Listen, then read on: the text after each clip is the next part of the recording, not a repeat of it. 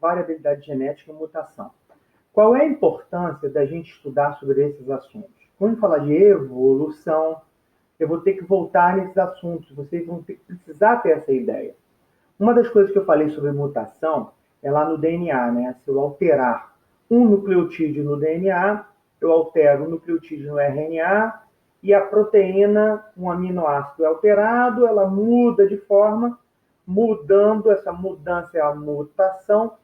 Isso vai fazer com que a proteína ou funcione pior ou funcione melhor, ou às vezes não tem alteração nenhuma, né? Então a mutação ela não é uma coisa ruim, de todo ruim. Ela, em muitos momentos, quando a gente vê mutação, a gente só fala de doença, mas a mutação ela pode ter um efeito positivo. Agora a gente vai falar um pouco sobre mutação quando ocorre no cromossomo, tá certo? Diferente da anterior, que era mutação específica só no DNA, lá no nucleotídeo, tá certo? Vamos lá. Então é o seguinte. Vamos lá. Opa, foi.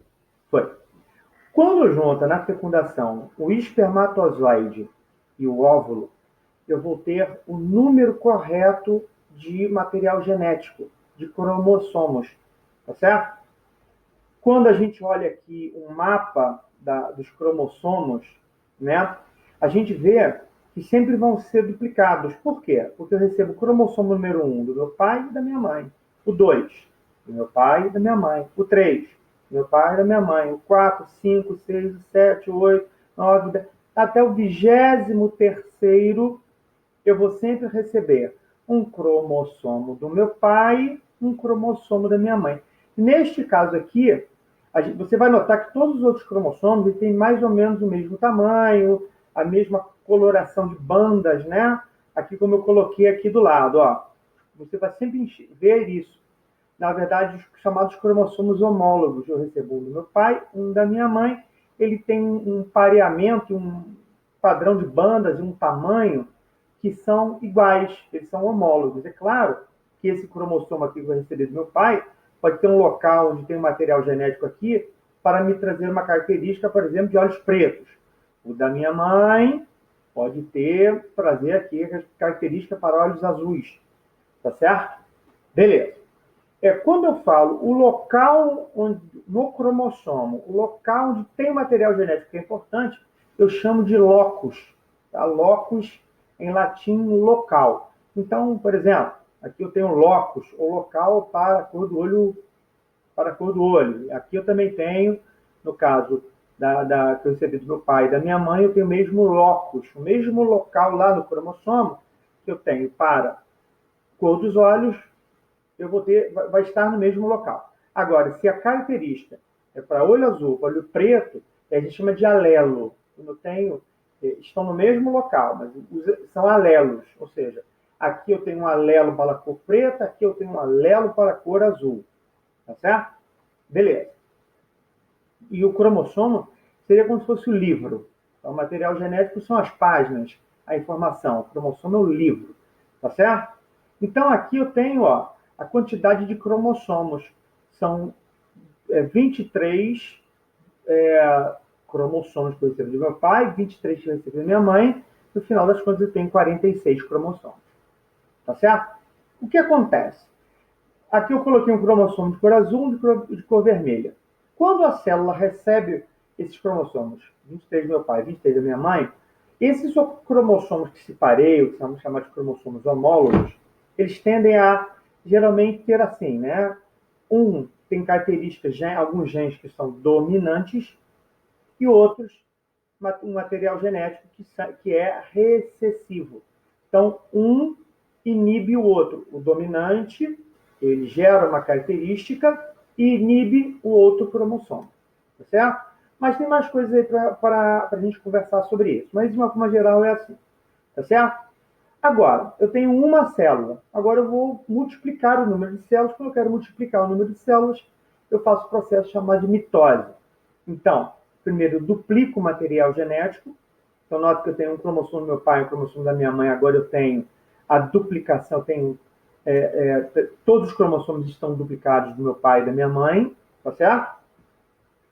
E aqui eu tenho o processo de duplicação do material genético, né? Dupliquei a quantidade, as células geradas vão ter a mesma característica do material genético.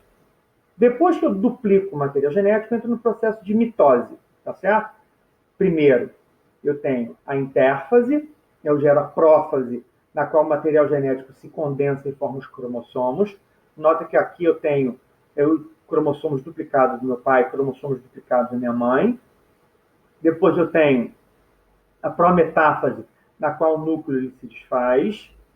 Tá? A metáfase, na qual os cromossomos eles se põem no plano equatorial da célula. A anáfase, na qual a separação dos cromossomos. E, finalmente, a telófase, na qual esses cromossomos foram duplicados. Eu tenho uma divisão celular, chamada citocinese, que é a divisão do citoplasma, gerando duas novas células.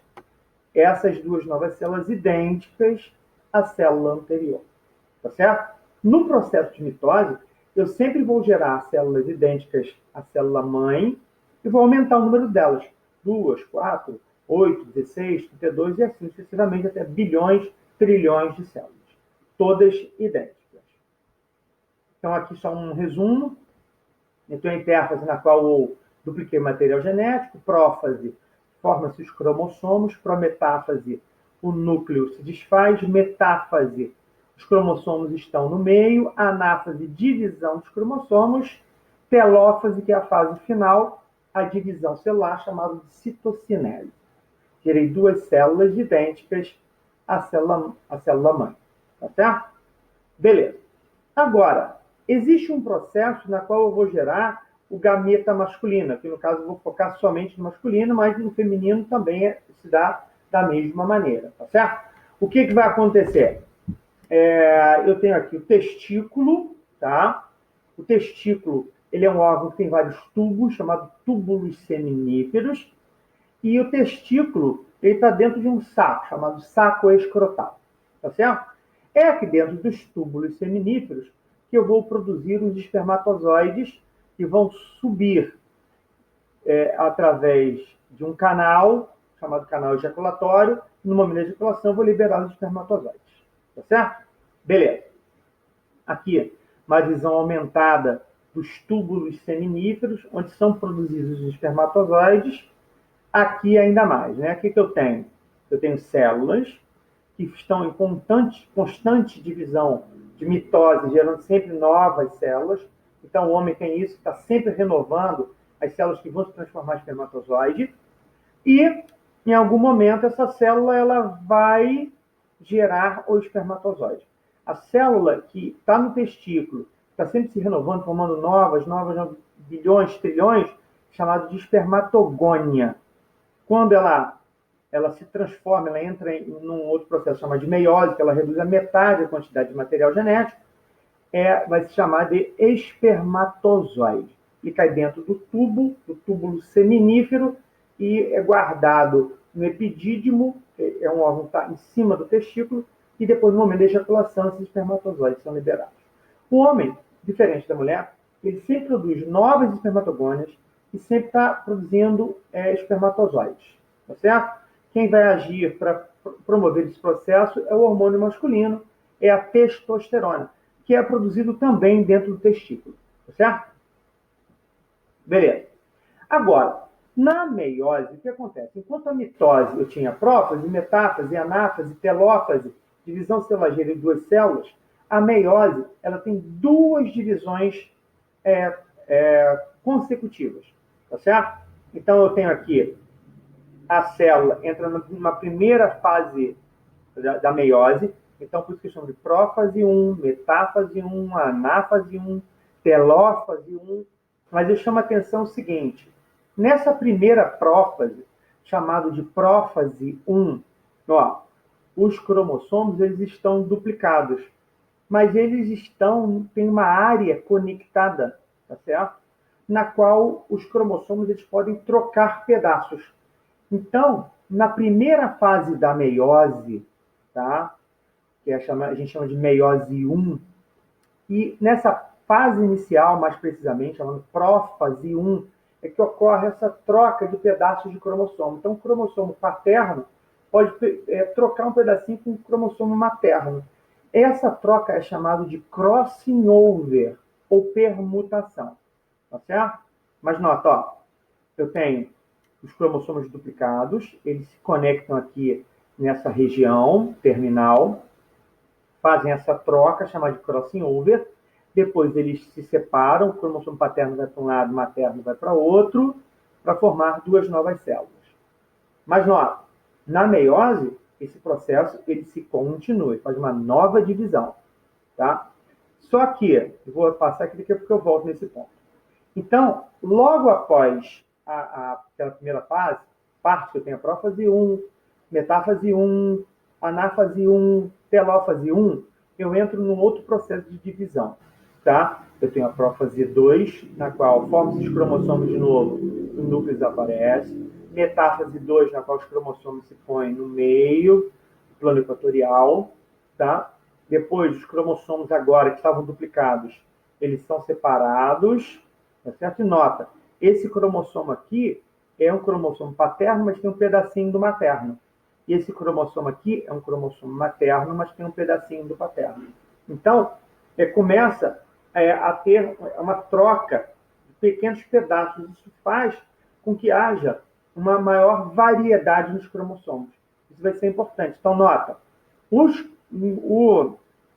espermatozoide aqui, nota, antes, na célula normal eu tinha o cromossomo do meu pai e o cromossomo da minha mãe. No espermatozoide agora eu tenho ou o cromossomo do pai ou o cromossomo materno. Na verdade aqui só coloquei um cromossomo, mas na verdade são 23.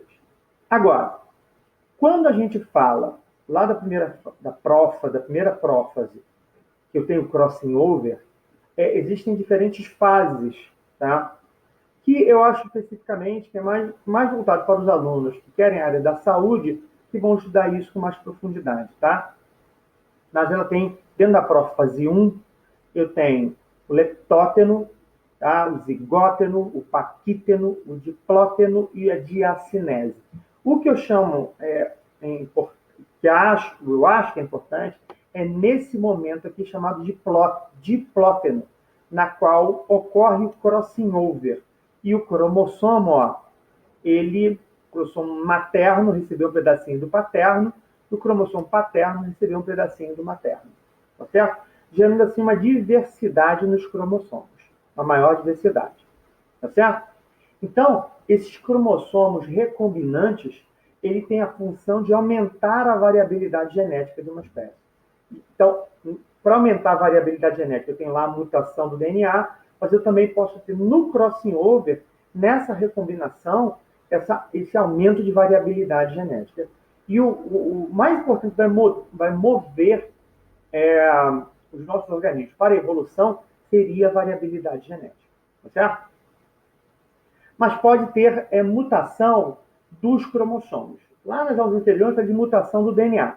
Olha aqui, ó, um indivíduo normal com 23 pares de cromossomos, sendo os últimos pares de cromossomos relacionados a cromossomos sexuais, tá certo? Aqui, nota que são 3 pares de cromossomos, tá certo? Por exemplo, se eu unisse 2 espermatozoides em um óvulo, tá certo? Ou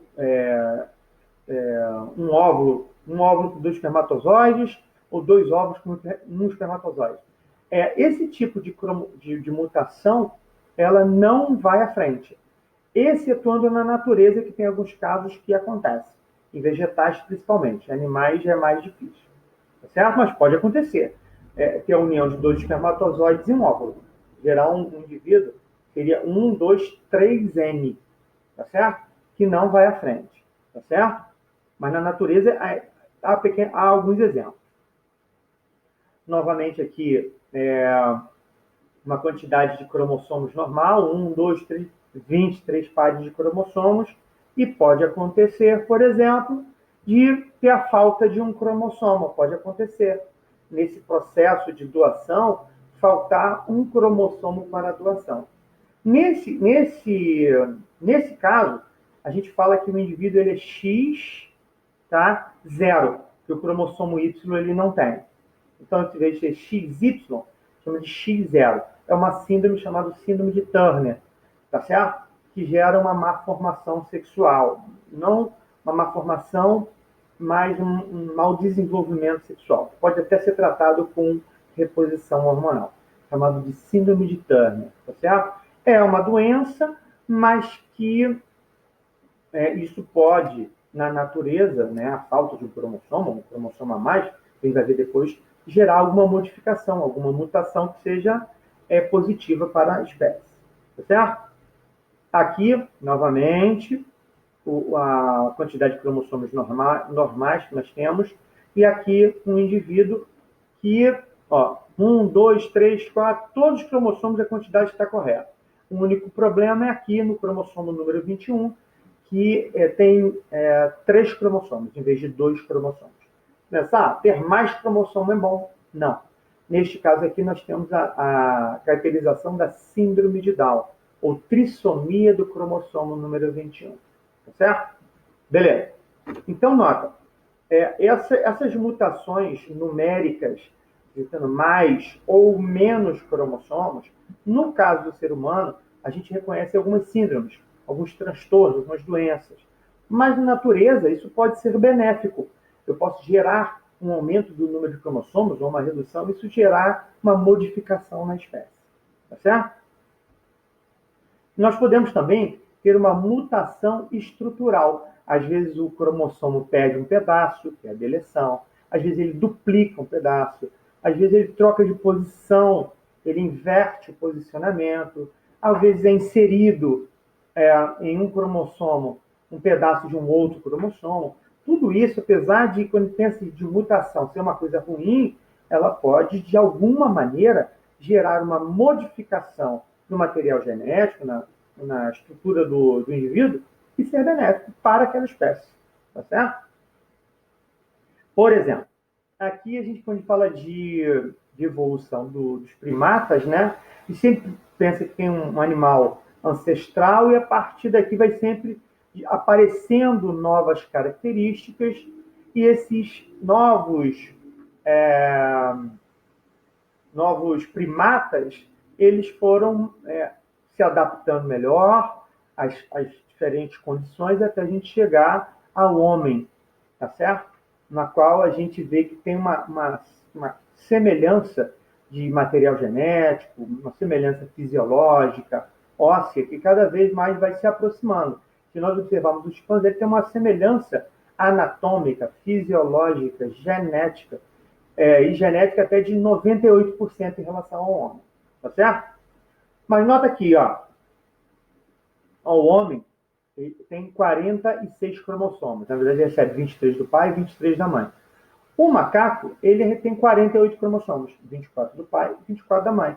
Então, nota que a quantidade do número de cromossomos, ela gera uma diferença, uma variedade entre as espécies.